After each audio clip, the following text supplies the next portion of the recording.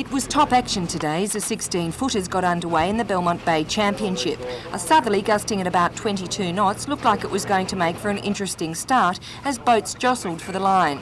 However, a number of boats broke and the start was recalled. Despite the fantastic breeze, caution was the name of the game as they lined up for a second go at the start.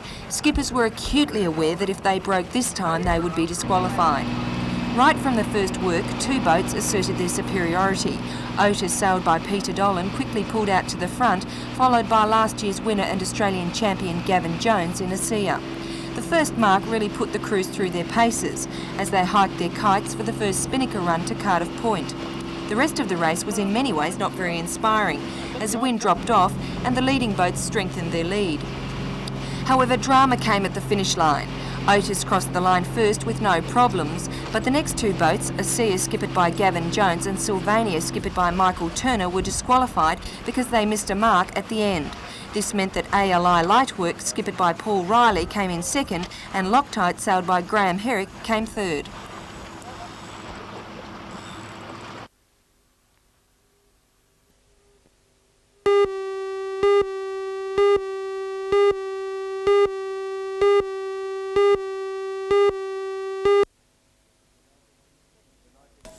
The 1987 Matara Festival was given its official start last week with a grand parade through the streets of Newcastle.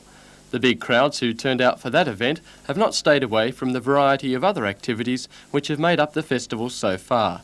There's been 6 days of exhibitions, dancing, street theatre, sand modelling, races, crafts,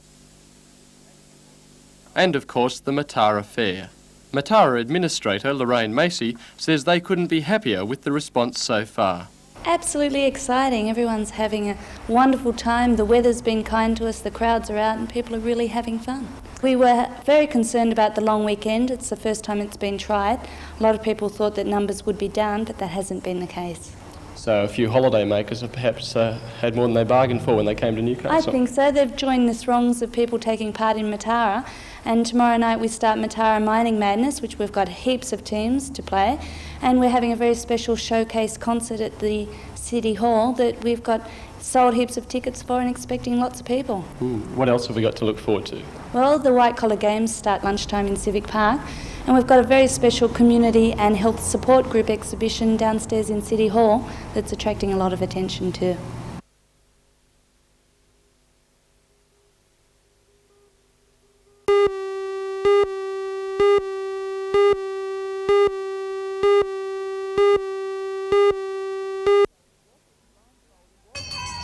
Walking blindfolded through the park searching for a friendly hand is just one of the activities in the White Collar Games. The games are organised by the Department of Sport and Recreation for those who enjoy fun and physical activity. And fun they certainly had as staff teams from Newcastle Permanent Building Society and Royal Newcastle Hospital risked credibility and limb to reign supreme. Coordination skills were put to the test in the March of Progress and in some cases failed miserably. While gusty winds didn't help matters much in the Central File event. There, team members had to run a relay, collect pieces of paper jigsaw and sticky tape them all together. Not that the bulk postage event proved any easier. If you've ever tried sprinting in flippers, you'll understand why. Teams of white-collar workers will continue to spend their lunch hours in Civic Park for the remainder of the working week, while the best of the bunch will demonstrate their skill in the game's finals on Friday.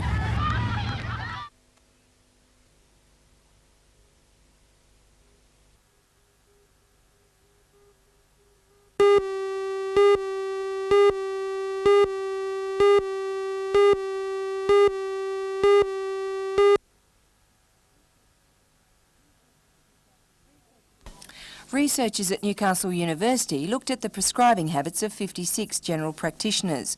With the consent of both patient and doctors, normal consultations were videotaped.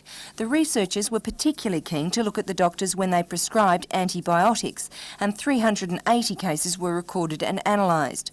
According to the research team, the results showed quite dramatically that information just was not being relayed to patients. Well, we found that about 40% of the patients weren't told how long they were to take the antibiotics. Something like 25% were not actually told that these were specifically an antibiotic. And in only 12% of cases were the patients told what side effects they might expect or what to do if anything went wrong if they forgot a tablet. The study also found that less than 50% were told how many tablets to take and when, while only 13% were told of any restrictions while taking the tablets, such as not mixing them with alcohol.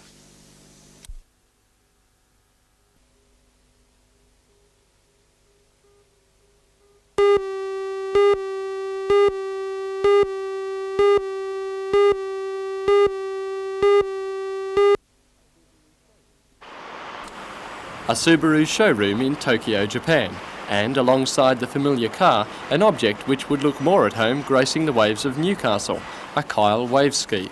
Mick Reynolds, who designs the skis for Kyle, has just returned to Newcastle after a promotional trip to Japan. He says the Japanese are only now discovering the wave ski, something Kyle believes could prove a boom for the Australian wave ski industry. Oh, the potential over there is amazing. At the moment they've got 550,000 board riders registered.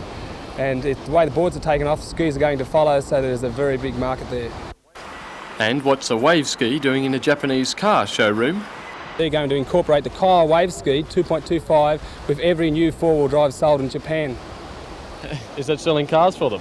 Yeah, apparently they want to advertise their car as a recreational car, and they want to incorporate the skis so that people buy a four-wheel drive and have a reason for having a four-wheel drive, I suppose. Mick says that in fact, in one respect, the Japanese wave skiers will be ahead of their Australian counterparts. A new belt designed by Mick will be fitted to each Kyle shipped to that country. Mick says the belts, made of polyurethane, are superior to the old style as they give under strong pressure, thus saving the ski and rider from injury. The belts are also fitted with a new quick-release buckle used by divers in the US. At present, Kyle skis are constructed in Taiwan. However, Mick says that by the end of the year, they will be producing 2 models in Newcastle, with more to follow.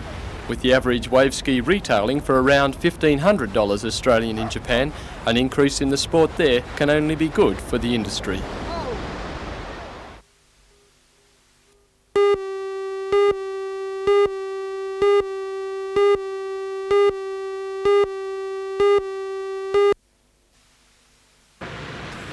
The driver and 3 elderly passengers are all believed to be from Victoria.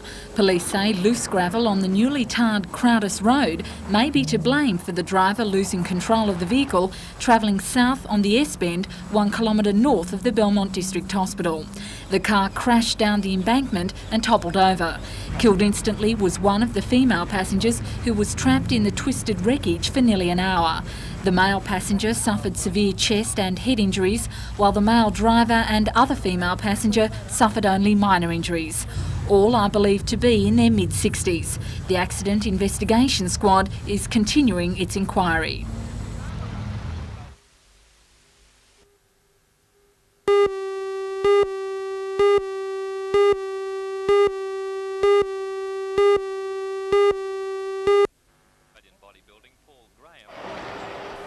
Following the accident, residents say they fear similar incidents involving coal trucks, which have now replaced the Richmond Vale Railway in hauling coal from the Stockrington pit. And they believe it's not just their problem, but a concern of the whole community. We are just the beginning of it. It's going to be, when they go on to Lenigan's Drive, it's going to affect a lot of people. And that road is going to be a temporary national highway later on, so it's going to affect even you, everybody. Meantime, Lord Mayor of Newcastle, Alderman John McNaughton, says the council is not only concerned with maintaining road safety, but also keeping the Stockrington No. 2 colliery and its 160 employees in work. I personally have been through the figures with the unions, the mining unions, the Transport Workers Union, the railway unions and the company, as I was required to do by the amended motion that actually went through council, and I've discussed it with all those people. I believe that those 160 jobs are in jeopardy. So what it means, if we want to maintain that work, we've got to come to terms with the problem. And I think we can do that as well. But it doesn't alter the fact that that was a very nasty accident and we've got to look after the safety of it. There's little doubt yesterday's accident could have happened anywhere in Australia. that it happened on this stretch of road at this intersection could put a new perspective on the fight to keep the Richmond Vale Railway open.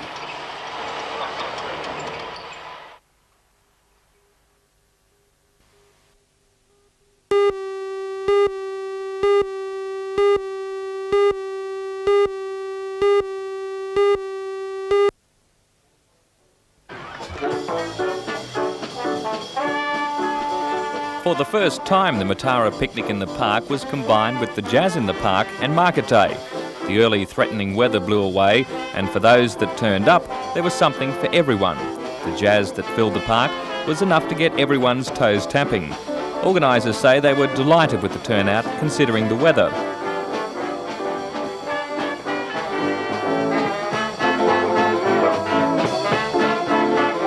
In conjunction with Matara, the Headland to Headland Run for Life finished in the park. Teams of runners left Tomaree early this morning to help raise money for research into cystic fibrosis. Ernest Hartley of Raymond Terrace was the only one of 100 runners to run the whole 65 kilometres.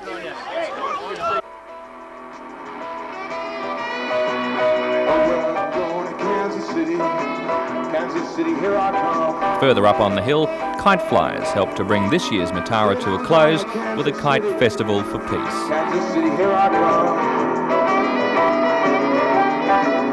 The kites are crazy, I love a woman there.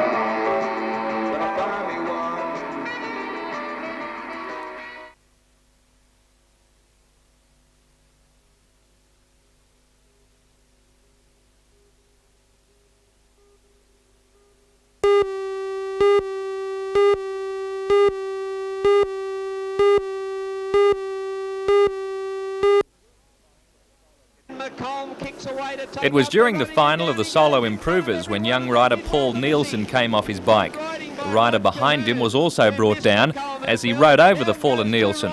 Nielsen was taken to hospital suffering a broken leg. A rerun of the event was won by up-and-coming David Hamnett. On Lake Macquarie, more than 50 catamarans took part in today's annual 80-kilometre around Pulbah Island Marathon. Almost every type of catamaran took part in the event, which was divided into two categories. Biggest cat taking part was this 36-footer Nacra, which needs a crew of 5. It's the only one of 9 ever made, still competing. With a 15-knot southerly blowing, conditions were good for a race on the lake, except for this competitor, who was all washed up even before the start.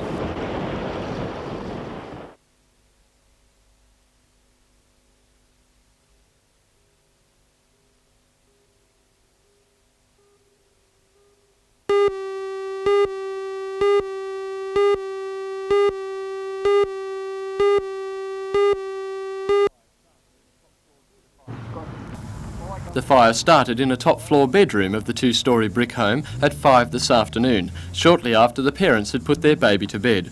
By the time the fire brigade and ambulance had arrived, the parents had saved the child from the flames, and the fire brigade was able to stop the blaze spreading further.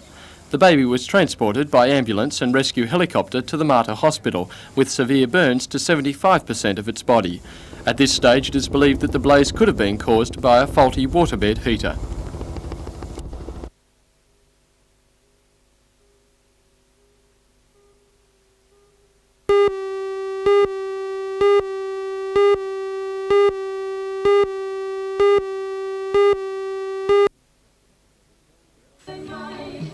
The opening spectacular was held at the Belmont 16-foot Sailing Club. Guests arriving for the 4-day convention were greeted by the Maori performing dance troupe.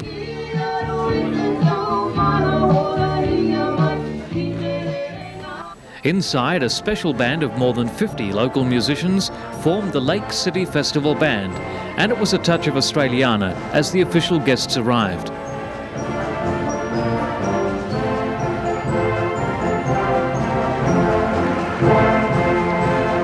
The Sister Cities Convention has attracted delegates from each state, as well as Japan, the United States and the Philippines.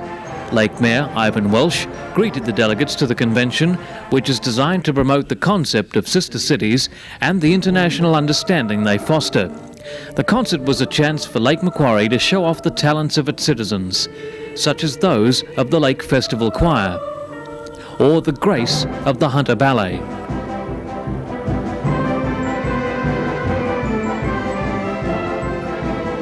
Dr. Donald Moore summed up the mood with the recital of his poem, City of Lake Macquarie. Shimmering waters offer to sailors on yachts, big and small, on sailboards and skis, challenge and comfort, cheering and peace and health. The international flavour was provided by the Samba Guita choir from the Philippines.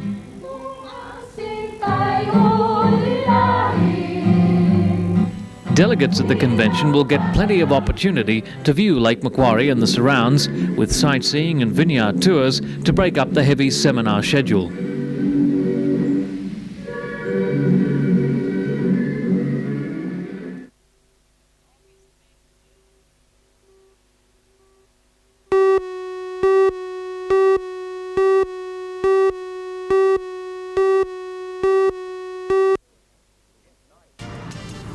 In tonight's news at 6, the wet weather didn't deter most of the women competing in this year's Central Northern District Golf Association Champion of Champions event at the Belmont Golf Club. More than 20 club champions took part in the district title. For all the news, join us tonight at 6.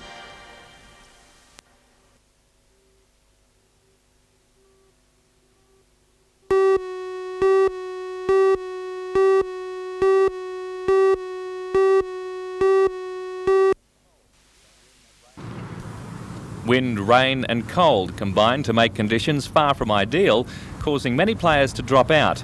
All rugged up in parkas, many of the players looked dressed more for a day on the ski slopes than 2 rounds of golf. 18 women began in the Champion of Champions event, but after the first round and a decision by organisers to continue despite the bad weather, only 5 went on to play the second 18-hole round. Outright winner was Gail Gannon of Waterbed, who hit a 2-round total of 163. Gail plays off a handicap of 4 and was state women's champ in 1971 and represented Australia in 1972. In second place, 7 strokes further back, was Newcastle's Sue Wilson on a countback from Merryweather's Carolyn Pawley. Both scored 2-round totals of 170.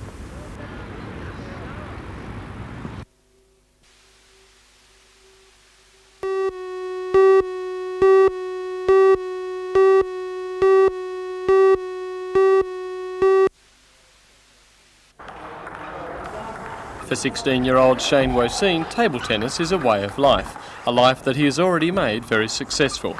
Despite only taking up the sport when he was 12, in 2 years Shane was winning state titles, and for the last 3 he's played in the National Under-17s tournament.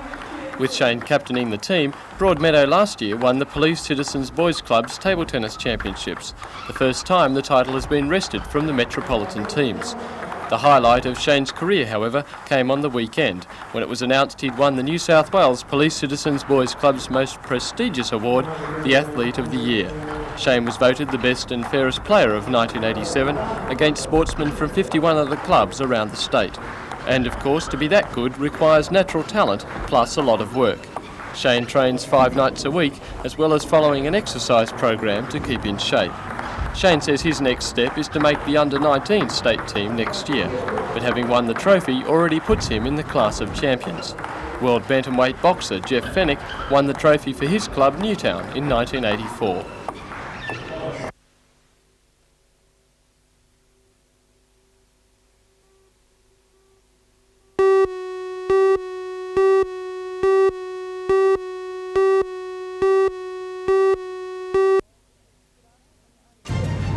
Good afternoon, I'm Belinda Borissow. Tonight on NBN News we'll bring you a report on this accident 2 kilometres south of Doyleson, in which a woman was trapped in her car for 3/4 of an hour. For all the news, join us tonight at 6.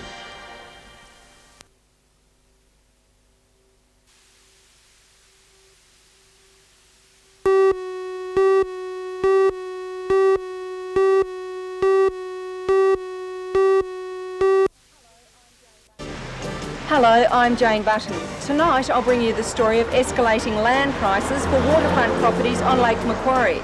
According to real estate agents, they're in very short supply and pressure is being put on them by the Sydney market. For all the news, join us tonight at 6.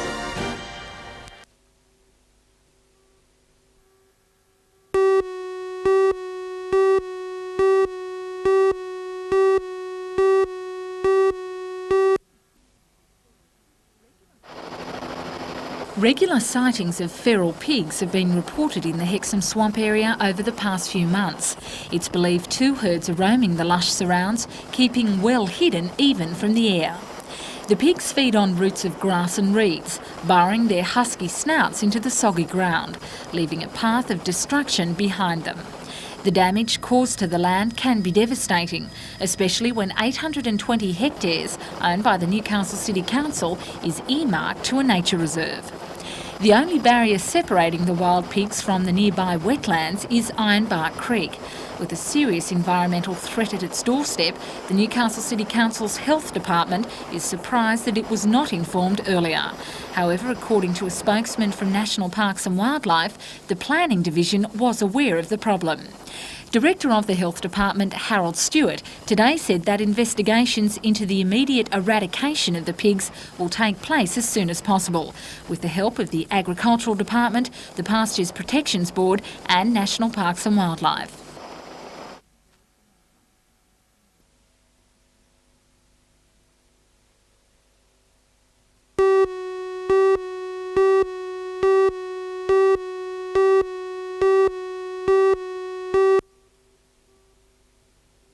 After 14 days, HCF, MBF and Medibank actually reduce your cover. Health Australia, however, is the new health insurance fund that keeps you covered. With Health Australia, if it is to be war, these are the first shots to be fired by Health Australia. The company is giving itself a high-profile launch into the New South Wales marketplace with a 2-month $750,000 advertising campaign. Health Australia started 8 months ago in Victoria, where it says it now holds 10% of the market and plans to expand into all the other states in the near future. Health Australia operates out of a central Sydney office using Amcol and Soul Pattinson chemists as agents. General Manager Jack Bundy is quick to deny that the company is unneeded in an already overcrowded and confusing marketplace. The reason why we came into the marketplace, frankly, is because there may be a lot of health insurance companies around, but there's no competition in the marketplace. You've only got to look at the prices and the benefits being offered, and you'll find that there's a big similarity between almost every other health fund. The only competition that exists in the marketplace really now is Health Australia.